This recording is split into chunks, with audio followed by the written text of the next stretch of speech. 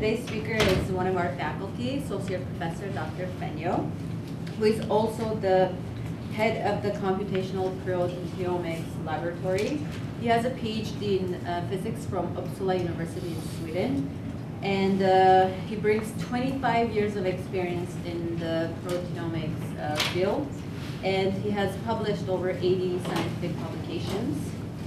And Dr. Fenyo's research goal is understanding cellular processes by applying proteomics data analysis methods.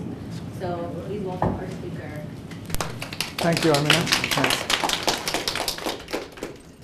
So yeah, please feel free to interrupt with questions, anything. So I thought I'll give this as an introduction to proteomics. And if there's something you don't understand, please ask. So I'm going to talk about two things, which is how we can identify peptides and proteins with mass spectrometry, and then how we can quantify them. So simply, what we do is we take samples. Yeah. Okay. We take samples, and then we prepare these samples in some way, and then we analyze them by mass spectrometry. And the two types of information in the mass spectrum, one is that we measure the mass, and from the mass we can deduce the identity. And we also measure the intensity of peaks, and from that we can get quantity. And the rest of the talk is just more details about how this is done. So the way we do the identification is that we analyze the samples with mass spectrometry. And typically what we do is we take a sample, digest it with an enzyme, digest the proteins with an enzyme, first analyze the mass of all the tryptic peptides in the mass spectrometer, and then select out individual peptides and let them collide with the gas and fragment them and measure a fragment mass spectrum. And then we take these fragment mass spectra and compare to a protein sequence database. And here there are different algorithms to do this comparison, calculate the score, and test the significance of the results. But in the end, we'll end up with a long list of identified peptides and proteins. And so then the question is, why does this work so well? So if we look at how much information just measuring masses contain.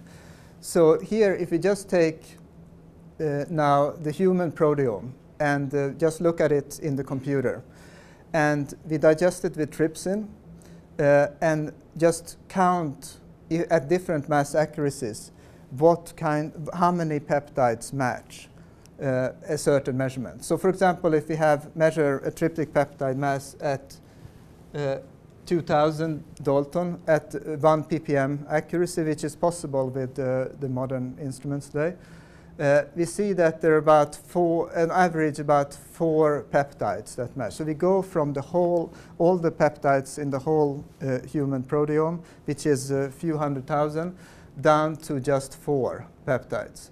And then this is just the distribution of, so sometimes we just get 1, but usually we get a few peptides. So if we go to a smaller species, like yeast, then we get even fewer matching. So here in this case, for a tryptic peptide mass at 2000 measured at 1 ppm, we usually actually get only 1 matching. So what this says is just measuring 1 mass gives us a lot of information. And now we usually measure many masses, and we also fragment the peptides to measure several fragment masses. So now if we switch to looking at fragment masses, what this shows is a simulation. So here we've constructed synthetic mass spectra, synthetic tandem mass spectra. and just varied different parameters. So so this is as a function of the number of fragment ions that we have in the fragment mass spectrum. So if we have very few fragment ions, we never can identify anything. If we have many, we always succeed to identify. And then there is a transition region. And this is what we're interested in, how this changes with different parameters. So this just shows that if we can measure the peptide mass, the mass of the entire peptide itself at different accuracies, how that affects the number of fragment ions that we need for identification. So in this case, if we have a very bad accuracy, like 10 Dalton, then we maybe need about 8 fragment masses. But if we go from 10 to 1, there's only we just need 1 less fragment ion, so there's not much of a difference. And if we go to 0.01, we maybe need 6 fragment ions. With these simulations, we can look at what the whole parameter space of that is very difficult to do experimentally, but we can and to understand how much information we need. So another thing would be to look at if we add background. So now in this case, when we don't have any background, we have these black dots, and then if we add 50% background, so that means that every second peak in the spectrum is background. We don't lose much. We don't need much more information to succeed with identification. But if we add 80% background, then we need more peaks to be able to identify.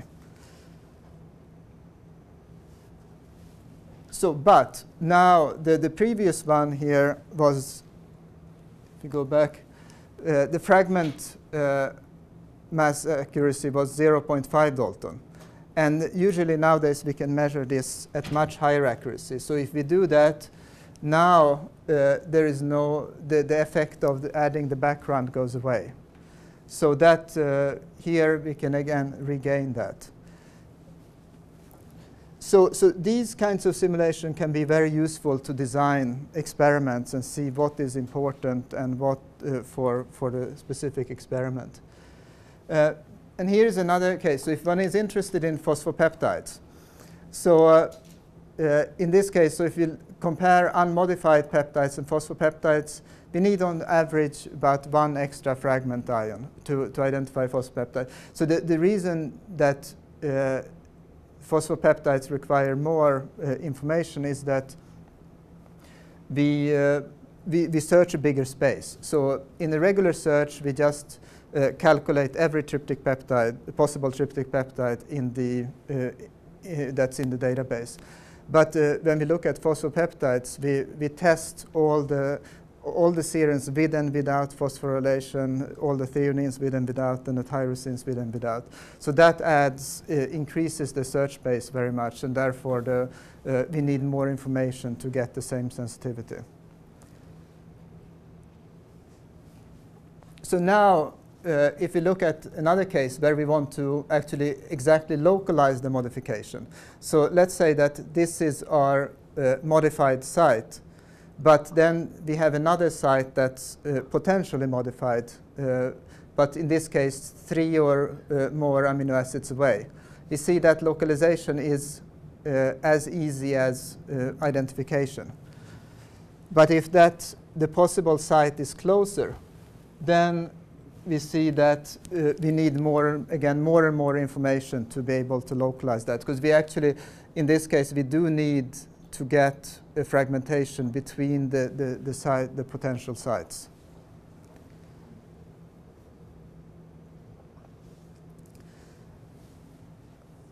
Okay, so the way we do this, as I mentioned, is to do a database search. So the experiment is that we take our sample, we lyse the cells and potentially fractionate the proteins, and then digest them with an enzyme. So we start with usually with a quite complex mixture, and then after digestion we make it even more complex. So we need to separate it. So usually we have a step of chromatography, usually reverse phase chromatography, to separate the peptides. And this can be, the chromatography gradient is usually over a few hours. And then we measure the peptide masses, and then the instrument quickly switches to fragment, usually the ions that correspond to the most intense peaks. And then we collect lots of fragment mass spectra. And these are probably, during a few hour run, could be 100,000, maybe even more than 200,000-300,000 spectra. So then we take each of these spectra one at a time and compare it to a sequence database. So in the sequence database, what we take one of the proteins, we digest them in the computer using the same rules as the enzyme, pick one of the peptides, calculate all the fragment masses, and then compare this spectrum that we created here with the actual measured spectrum. And then we go through this for, and then we score and test the significance of this. And we repeat this for every peptide, and also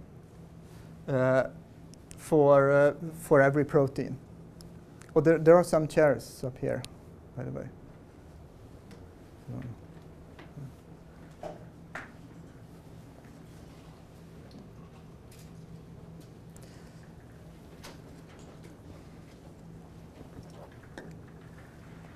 So what we end up with is a list of proteins. That again, so we have a complex mixture that we analyze.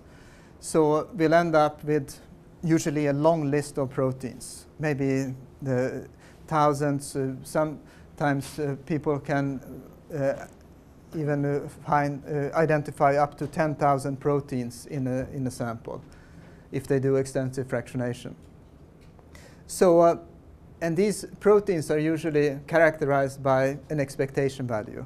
So that is corresponds to the probability that we get these match by chance. That's also, but it's also corrected for multiple testing. But then we have all sorts of other protein-related information. And then we can also dig deeper into this information, and for each protein look at a list of peptides that were identified. And then one can go through this, and each peptide also has an expectation value. And then one can go through even one level deeper to look at the matching spectrum. So we see that this is the spectrum that was measured. And then here we have the peptide sequence that matches. And the way that the fragmentation works when we do collision-activated dissociation is that the charge gets retained either on the C-terminus of the peptide or on the N-terminus of the peptide. And then we get fragmentation at one point in the peptide. And this fragmentation is very sequence dependent. So as you see, some amino acids you get a very strong fragmentation next to, while other parts you don't get any fragmentation or very little.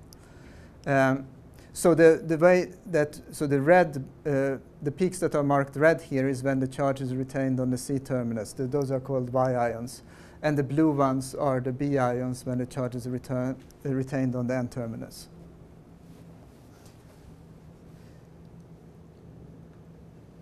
So the one thing is to validate these spectra then. So we put in place all sorts of statistical methods to roughly validate if something is a real identification or not.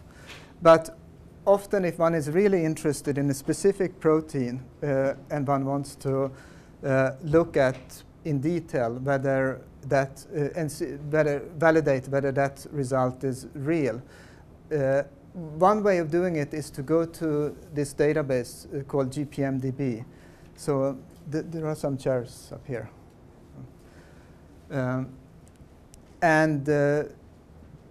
So this is a database that's a collection of public data. So it contains quite a lot of data. So there are about 200,000 experiments and almost 600 million mass spectra, tandem mass spectra, that map to about 4 million distinct peptides. So, and the way that the data is collected is by crowdsourcing. So any lab in the world performs an experiment, and that data is then the researchers then deposit the public raw data in any public repository, and then it's picked up by GPMDB, and it goes through a QC process. So if the data quality is not good enough, it gets rejected, but about 80% of public data gets incorporated into the database. And so the most common problem with data is that either the mass calibration changes abruptly during the run. It always changes a little bit, but if it's more than what's reasonable, or that people have used old urea to prepare their samples and get a lot of carbamylation. So all the accepted data gets loaded and made publicly available, so one can go in and look at it. And there are several ways to use this data. One is would be before doing an experiment. If you're interested in a protein, you can go to GPMDB and see what you would expect to see. What part of the protein can you expect to see? What parts are no one has seen, and so on. The other way is to compare your data. So this, for example, shows an experiment where we've observed the protein. So this is a linear representation of the protein, and the red parts are the peptides that were observed in this experiment. And then we can compare it to all the other experiments here. These are the 20 top identification of these proteins in the database. And as you see, that there is quite a consistent pattern. Most people identify roughly the same parts of the protein. So some parts are easy, while here at close to the C-terminus, it seems very difficult to see any parts of the protein. And some what's marked in green are things that are obviously difficult to see, like mass spectrometry is not very good at identifying short peptides or very long peptides or very hydrophobic peptides. So another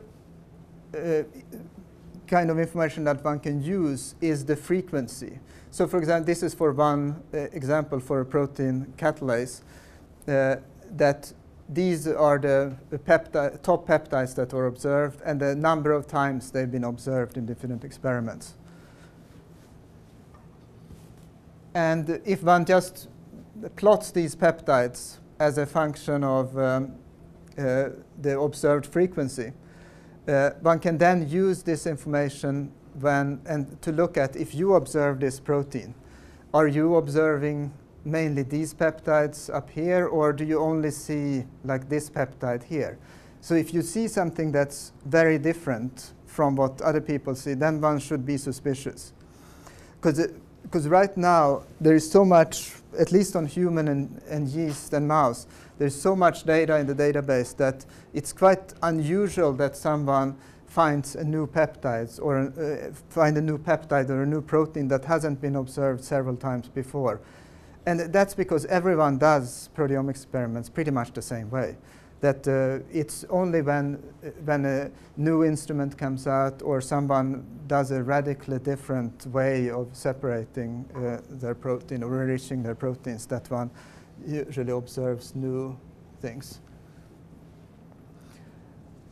So, yeah. Sorry, take raw data and research it, or do you use reported identification? No, everything gets researched. Yeah. So it's yeah. So everything gets researched the same way. I mean, but using of course, the experimental parameters. So then finally, we can also go down to the level of spectrum and compare. If one observed a spectrum, one can see if other people observe the same spectrum. So this is just two of the best matches to this one spectrum. And then as an extension of this, one can also, instead of searching protein sequences, one can use this database to create spectrum libraries, and then compare spectra not to just to sequences, but compare spectra to spectra, and that way use the intensity information that will add more sensitivity.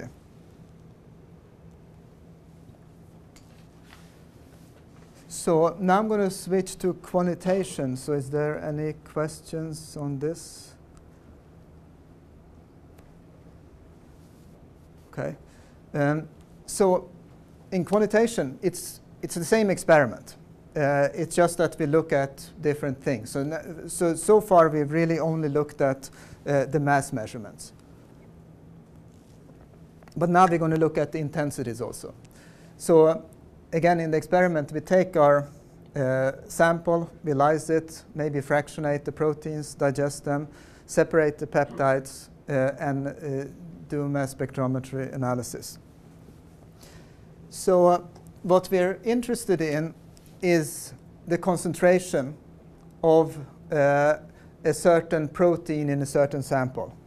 But what we measure is an intensity of a peptide in for a certain sample. So then we need to connect this. And that can be done if one knows all the losses along the way and all the efficiency of the digestion and so on. Then we can simply, we have the intensity that we measure, and then we can calculate the concentration. And we can calculate the concentration based on each peptide, which might or might not agree with each other. But of course, we don't know these, none of these things. But so what we use is internal standards or external standards. So one way of doing it is that we first measure a standard curve. And then when we do the experiment, we can read off at what intensity, what concentration we have. But again, that's a little bit problematic because we do it, it's separate experiments, so any variation in any of these steps will lead to a larger error.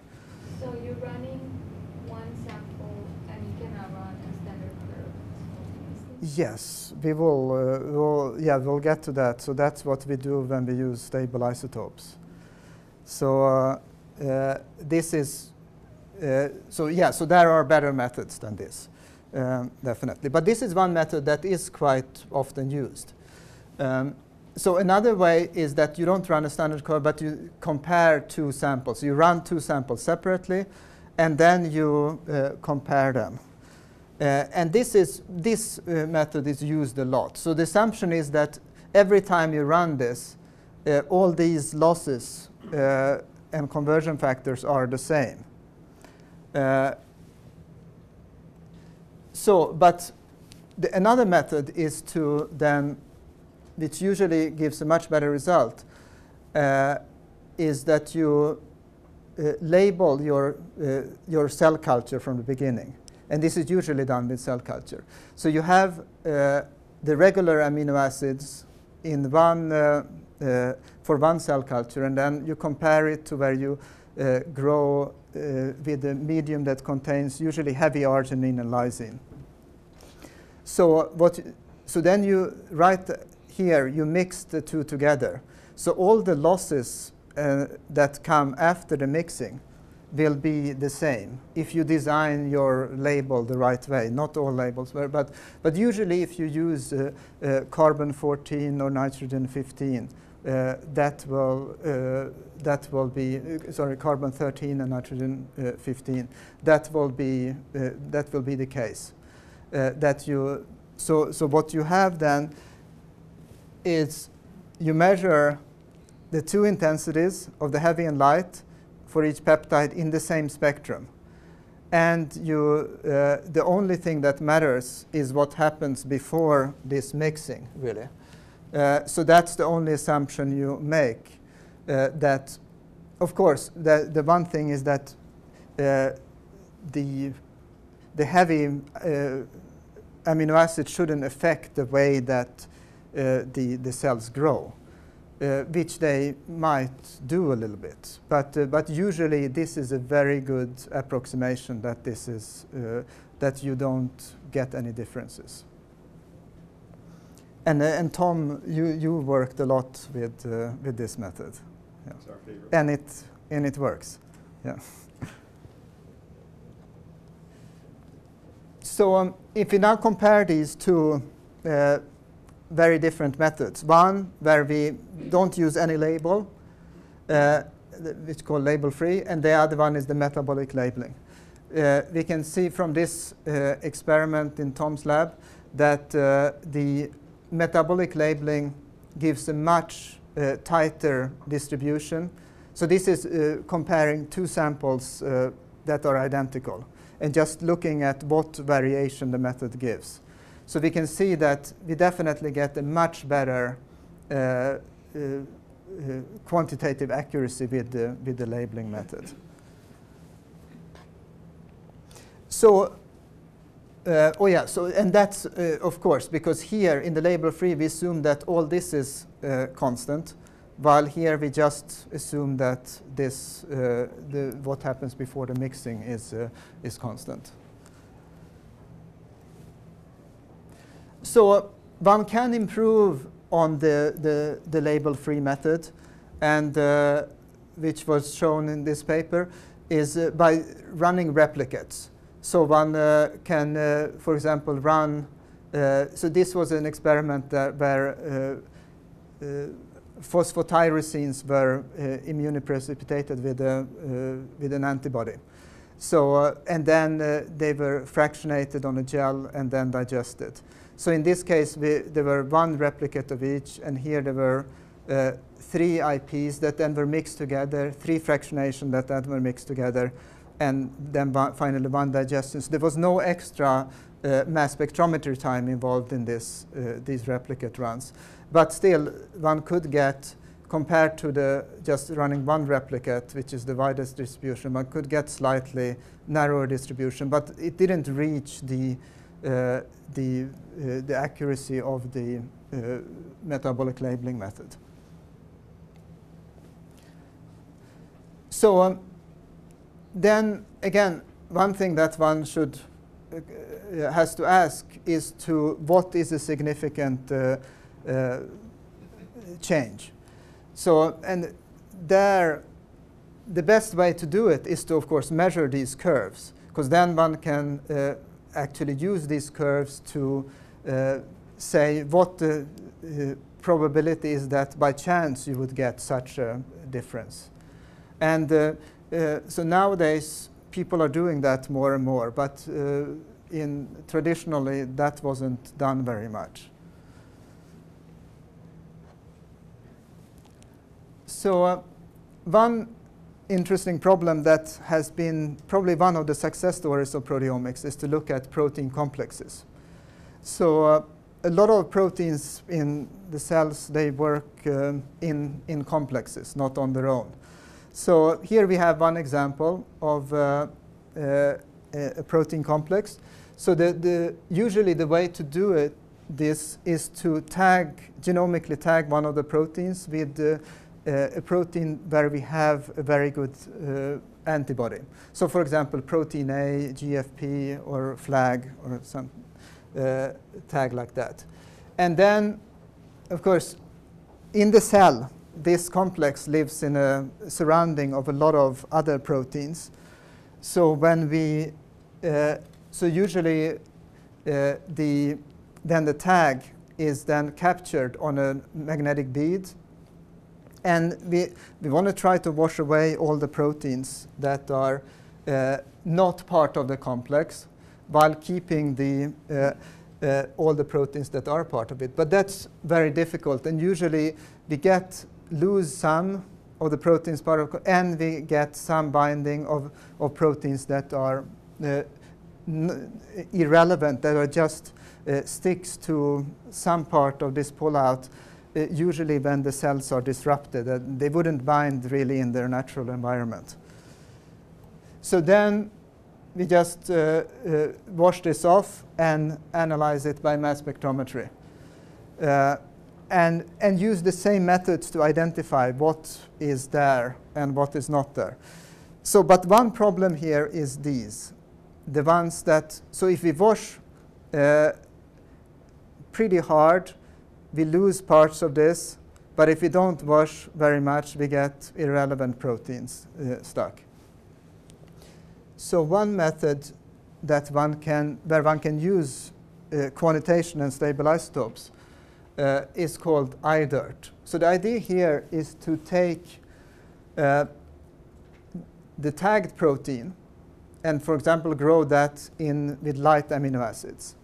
And then take the wild type, so exactly the same strain, but without the tag, and grow that in heavy. And then mix these early on. And then do the immunoisolation mass spectrometry. And the way it will turn out is that if you have a specific interactor, those peptides will show up just in the light form.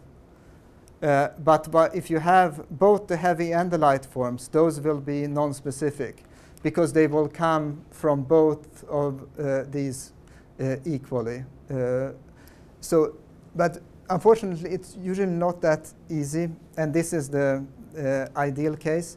And usually you can get a lot of cases in between.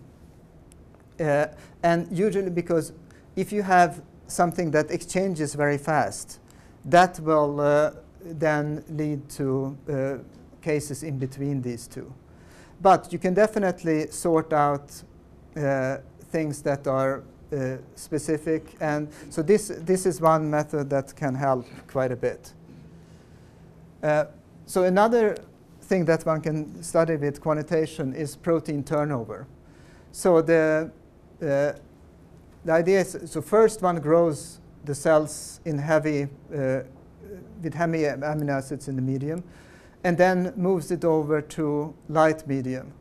And then the newly produced proteins will be light, while the ones that are produced before are heavy. So eventually, if it stays a long time in light medium, it will be completely light. And then one can, from this, if one takes time points during this, one can calculate what the turnover time is for a protein.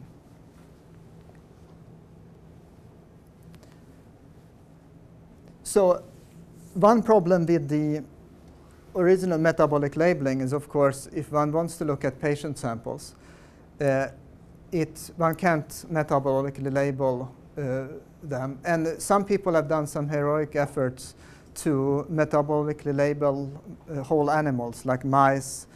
But that is very expensive, and most people can't do that.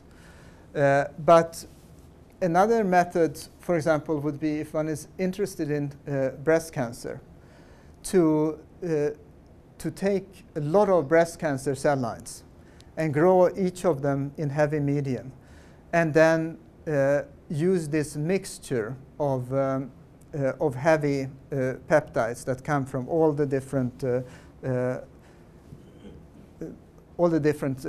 cell cultures, and use that as an internal standard. And this is a method that works, I think, reasonably well, although it hasn't yet really taken off. So a few other ways to quantitate is you can label proteins. So again, so this would be before we labeled metabolically here, but then after lysis we could label the proteins chemically and then mix them together. And in that case, again, our assumption is that both also this step, the lysis step, is constant, that we can do that reproducibly. The nice thing is that this is a symmetrical case, so that we usually won't get large systematic errors. We might get large random errors, but not so much systematic errors. But then we have other ways where we do, if we add a recombinant protein, and this is inherently a asymmetrical case where we lyse the cells here and then we mix in the recombinant. So in this case, we usually can get quite large systematic errors that one has to be careful with. And so one very interesting thing that works very well for protein complexes is to make a recombinant chimeric protein. So one would take different peptides. So if we have a complex, one would take, let's say, 3 peptides from each protein in the complex and make one synthetic protein that one then would add to the mixture. And here, what we know that every peptide should be present at the same amount.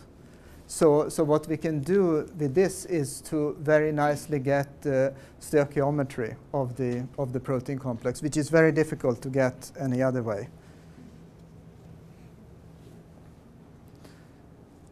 So finally, if we move down, again, we can also label peptides. So people have tried anything you can think of in this, and any kind of labeling method. So here we again, we label peptides. So we can get more variation here in the beginning, but again, this is a symmetrical case. One very popular case. One very popular case is to instead add synthetic peptides here.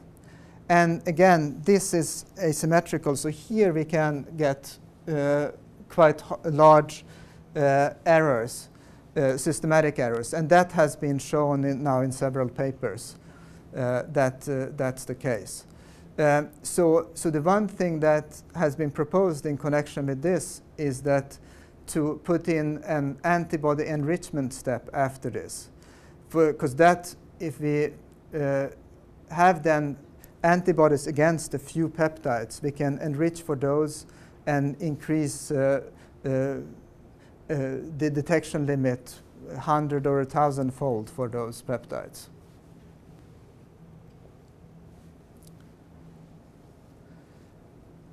So now all these, what I've talked about so far has been doing the quantitation on the level of the peptide measurements. But one can also do the quantitation on the level of fragmentation. So the one thing is that I mentioned that we have these very complex mixtures of peptides. So we're going to get interference. So it's usually we get many peptides overlapping. So we don't get such a great quantitation when we do it on the peptide mass level many times. But if we go down one level and do it on the MSMS spectra, there we have selected just those isolated, just those peptides with a certain mass and look at the fragments. So there we get much less interference. But although if we go down to low levels of fragmentation, low levels of peptides, we still get quite a bit of interference there. And then finally, this is the last one. So one can also use what's called isobaric peptide labeling, where you mix in the heavy and the light, but actually when we measure the peptide mass, the heavy and the light has the same mass. It's only after you do fragmentation that they separate out and become either one has higher mass than the other. And this is also quite, so a lot of these methods are quite popular. And so when it comes down to informatics though, it doesn't matter so much. They all, what matters is that we have to then look at the peaks that make up the peptide. So I didn't mention this, but in mass spectrometry, we don't just see one peak for a peptide, but several, because there's because of the natural occurrence of different isotopes. So this is the first peak is called the monoisotopic mass, and then we have usually main contribution to this is that 1 carbon-13, which there is about 1% carbon-13 and 99% carbon-12 naturally occurring. So when we want to estimate peptide quantity, we have something like this in a mass spectrum. So we have to find some kind of, first subtract some background, and then there are different ways that we can estimate what the quantity is. And one way is just to take the peak height. And of course, the advantage of the peak height is that even though if there is noise, we can, that's quite a robust measure. Or we can do some kind of curve fitting to get the area, or we can just simply add up the peaks under the area. So the problem with here is that it's not always, when there's a lot of noise, it's not always obvious where a peak starts exactly, and that can add quite a bit of error to the measurement. So then we have another dimension also when we have the liquid chromatography, so that we start out with not seeing anything, and then a peptide starts appearing, and then it grows, and then it disappears after a certain time. So we usually do look at both of these dimensions at the same time. So this is just another way of showing it. So here we have the mass to charge scale and the time scale. And here we have the monoisotopic peak and the higher isotopes. So there are different advantages and disadvantages with these different techniques. So as I mentioned, so the peak height is much more resistant to interference, but it doesn't use all the information in the peak, unfortunately. Peak area gives better statistics, but it is much more sensitive if a peak just partially overlaps. Then curve fitting is actually very rarely used because it's too slow. An alternative method that is called spectrum counting. So this is very resistant to interference, but it gives very poor statistics for low abundance proteins, so it's not ideal. So what spectrum counting means is that one simply looks at the results and sees how many times a peptide was identified from the identification, and then just counts the number of times.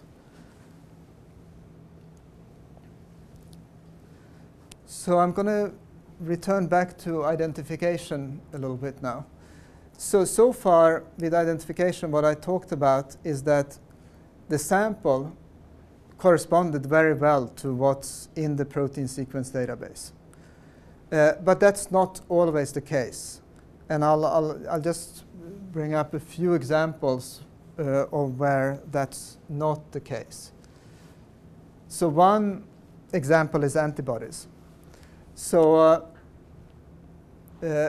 antibodies are produced in the bone marrow, and they start out as naive B cells that then go through a maturation process. So first, they're tested if they bind alien peptides, and then they get amplified. If they bind self peptides, then they get inactivated. And and this is what goes wrong in the case of autoimmune disease, this inactivation. So, but if you look at the ones that bind alien peptides, they go through a process of somatic hypermutation and affinity maturation. So if binding is reasonable to a alien peptide here, it sort of tries to mutate itself around that and sees if it can find a sequence and, that it can bind much better. So then after it goes through this process, the B cells will either become memory B cells, so that will remember the infection and so that one can respond much quicker next time. So this all happens in the bone marrow, but then some of these goes out in the plasma, and then they're called plasma cells, and these are the factories that make the antibodies. So what we can do with mass spectrometry is we can measure the long-lived plasma cells. But since the sequences of these antibodies have nothing to do, very little to do with what's in the genome. Because first of all, which I didn't mention, was that it goes through, there are about 100 or so genes that get recombined in different ways to start out here. And then it goes through this mutation, series of mutations. So we really don't have a good database to search these with. So the way one can do it is one can either sequence the memory B cells, or one can sequence the B cells in the bone marrow. So just a few examples. So one example why this is worth doing is that camels and llamas, they produce this R type of antibodies which contains a heavy and a light chain, but they also have another type which has 2 heavy chains. And the nice thing with these just heavy chain peptide antibodies is that you have the constant regions here, and the variable region is only 15 kilodaltons. So if one knows the sequence of the variable region, one can easily make a plasmid and put it into bacteria and grow up large amounts and have a renewable resource of that antibody. So what we are, so this is a collaboration with Rockefeller University. So what we're doing is we're injecting proteins, antigens into llamas, and then taking the bone marrow and doing next generation sequencing on that locus, and mass spectrometry on the highly binding antibodies. So here just shows one example where we can find peptides that match to, so this is the CDR1, CDR2, CDR3 regions. And so the CDR3 region is usually the most variable and the most interesting one. So, so right now, the idea with this is to produce reagents that are cheap and renewable and easy to, so we're developing an automatic pipeline to do this on a large scale. Oh yeah, so this is just showing a blow up of the region. So another example is to look at HIV antibodies. So one thing is that vaccine development against HIV hasn't been very successful. But treatment, on the other hand, works really well, but it's only for the rich. And so the hope is that, we can hopefully learn, if we look at people's repertoire of antibodies that have been infected with HIV, that we can learn how to make, hopefully, a better vaccine. And this is a collaboration with Michel Nussenzweig at Rockefeller University also. So what Michel and his group are doing is that they have a group of long-term non-progressors. So these are people that get HIV, but they don't get sick with AIDS. They live healthy for many, many years. So what that means is that their immune system can react appropriately to the virus, and they can defend against it. So therefore, so what we did again, we did the mass spectrometry of the patient blood, looking at the antibodies, and then they also got the sequencing data so we could have a database for the mass spectrometry and do the identification. So this just shows for one patient a few. So this is the CDR3 region of the antibody, the most variable region. And so I don't know if you can see, but these peptides are quite difficult to deal with in mass spectrometry. So this is here, ASTK is where the constant region starts, and this is the junction region here. So if we cut with trypsin, we cut at this lysine. And in some cases, there is another arginine here. And we can get a part of the CDR3 region here. But sometimes we don't, it's really not we can't get any of the CDR3 regions. So we're developing now better methods to both, on the informatics side, to identify these peptides, and also on the mass spectrometer side to be able to get more fragmentation. So another example where the database that we have is not good enough is venom. So here, these animals, like cone snails, spiders, and scorpions, they produce lots of different venoms.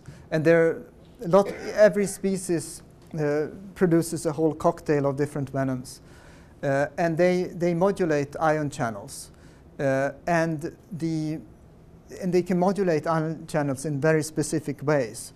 So the hope is to be able to use these as therapeutic agents.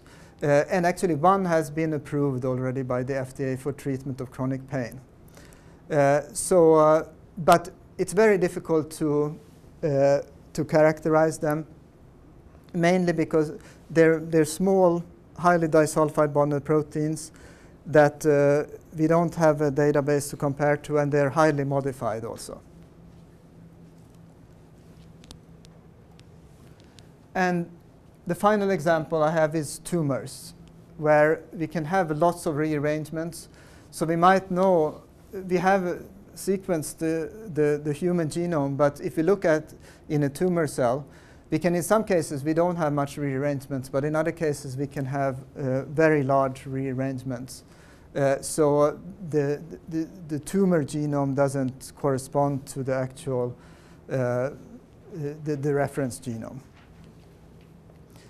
So in these cases, one way to do it is just to take the mass spectra and try to get the list of amino acids and try to do what's called de novo sequencing.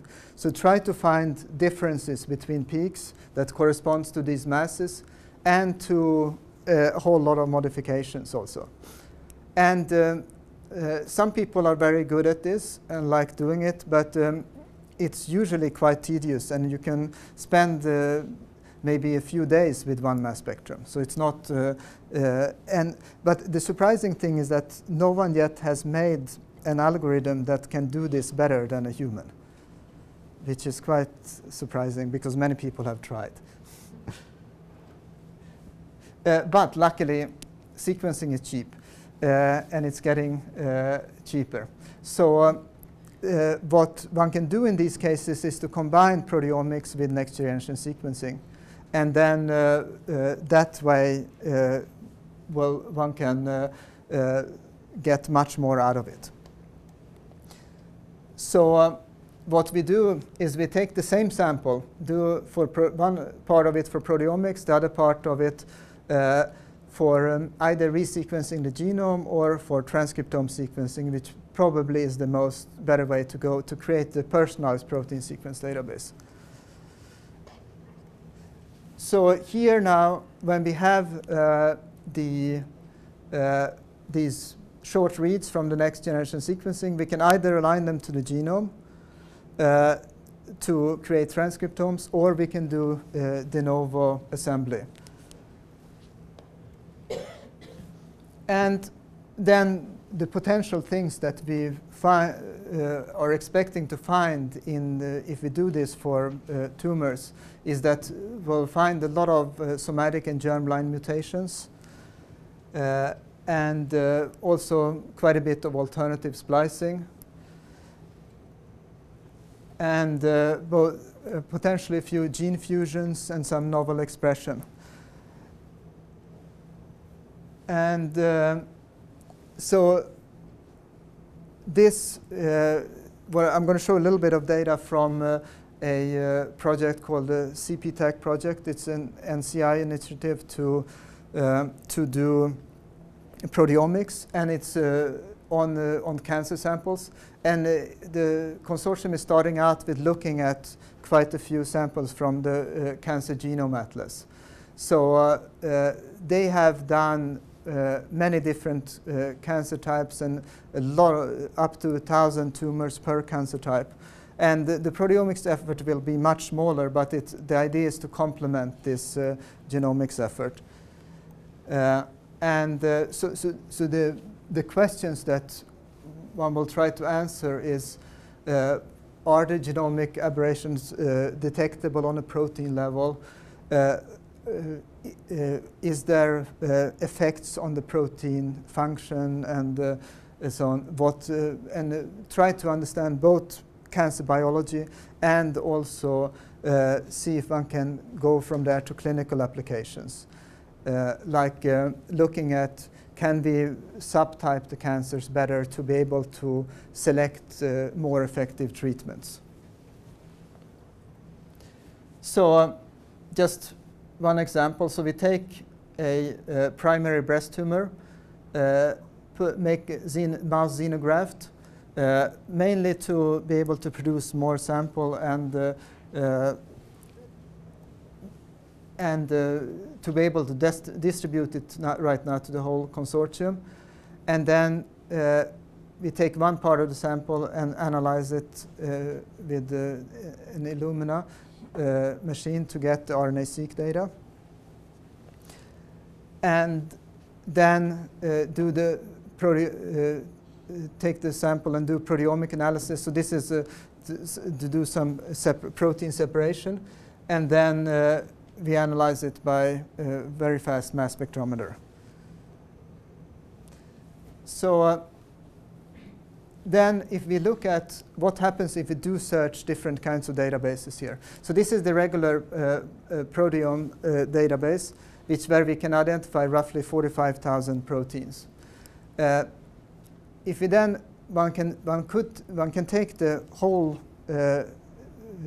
human genome and translate it in seq reading frames, just ignoring all the annotation and saying that then one can identify much, much less, about 30% of that, because one misses all the peptides that are bridge exons, and also just because of the sheer size of that database, one loses sensitivity. You mean 45,000 peptides? Peptides, sorry, peptides, yes. And so then also we took the transcriptome that we got from the RNA-Seq data, and there we can find about 70% of the peptides. And in this case, probably that's several different reasons why we find less than in the proteome.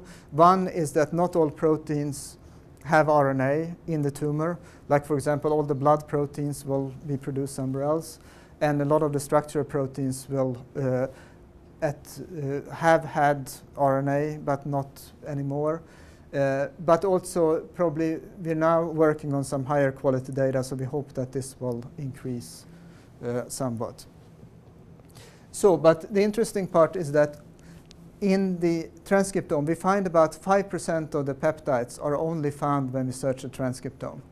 And these corresponds to over 100 mutated peptides and about 2,000 peptides that don't match the proteome at all, that are from intron, that match introns or intergenic regions or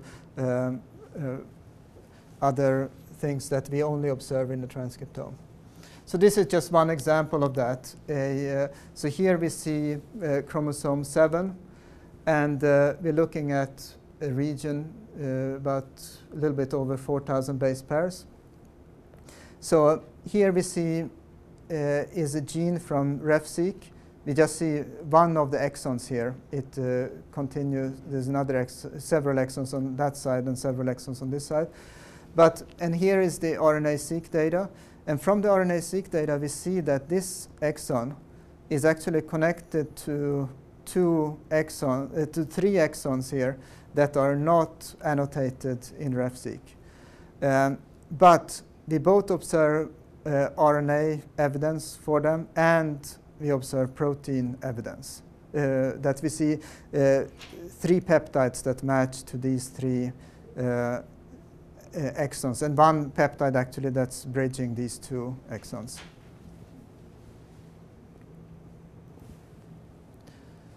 So I think I'm going to skip this and just finish with thanking my collaborators and any questions if you have.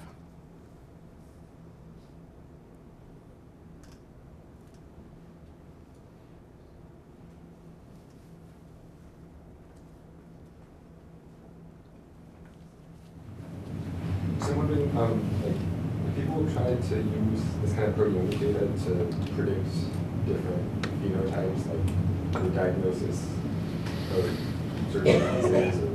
Yes, people have tried. Yeah. Not very successfully so far. Okay. I mean, there were a lot of premature tries, I think, when the technology really wasn't ready. Okay, so yeah.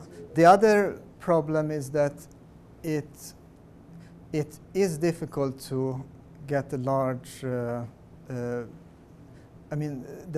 analyze lots of samples.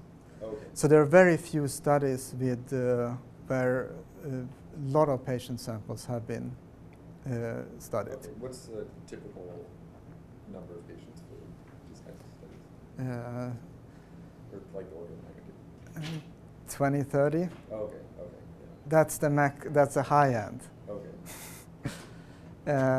So the CPTAC is going to look at about 100 for samples for breast cancer, and 100, I think, about 100 also for ovarian and colon. Okay. So that's, but it's still that will be one of the larger studies then. I mean, yeah, it will be the largest then. Yeah. Just mostly due to the cost of the. Yes. Yeah.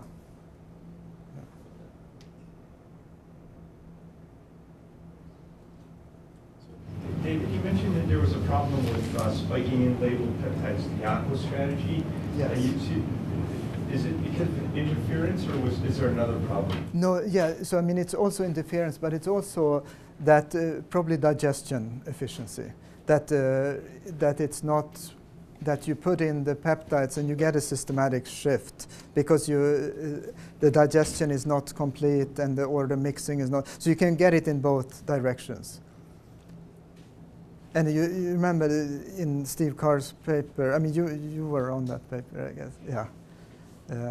Which one, sorry? The MRM paper from CPTAC 1. That's mostly interference. No, but there was also a the shift. variation in the digestion? Yeah, so that the whole curve was shifted in either direction.